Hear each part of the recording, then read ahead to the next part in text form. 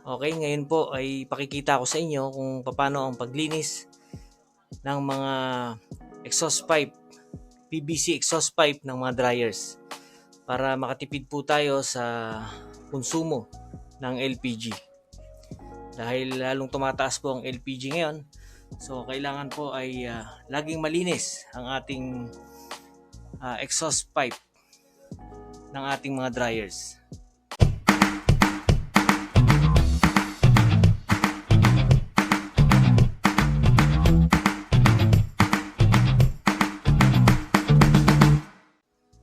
Okay, pull out na po natin ang mga PVC pipe.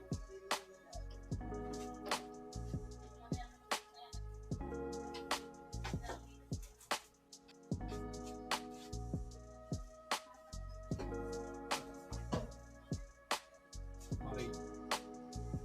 Ayan, makikita nyo po ang loob ng PVC pipe. Ayan, ang kapal na po ng dumi.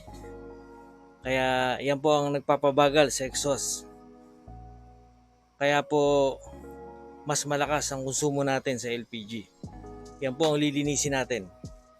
So gagamit po tayo ng pressurized washer para malinis po natin ang pinakaloob ng pipe.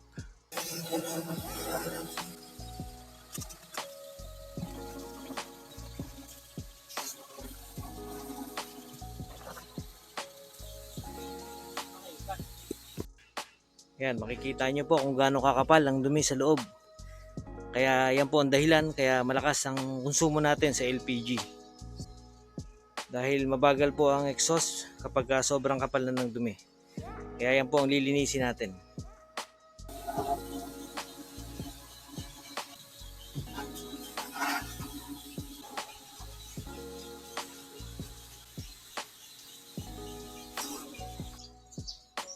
Ayan po ang mga natanggal nating dumi. Sobrang kapal na. Yan po ang nagpapabagal sa exhaust natin.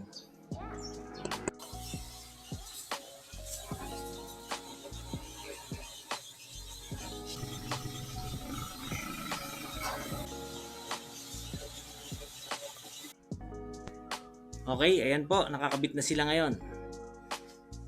So maluwag nang makakalabas ang exhaust ng ating dryer, ating commercial dryer.